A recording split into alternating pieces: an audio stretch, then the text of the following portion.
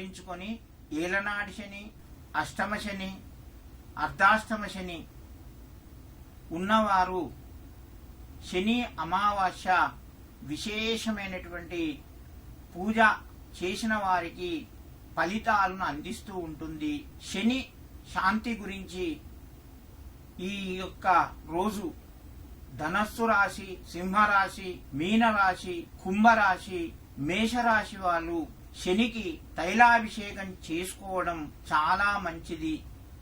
ఈ రాశి వారు తప్పకుండా ఈరోజు శనికి తైలాభిషేకం చేసుకోవడం లేదా నల్లబట్ట నువ్వులు దానం ఇవ్వడం వీళ్లకు శని నుంచి కొంత విముక్తి లభించి వీళ్ళు చేసేటువంటి కార్యక్రమాల లోపల అభివృద్ధికి సహాయపడుతూ ఉంటుంది.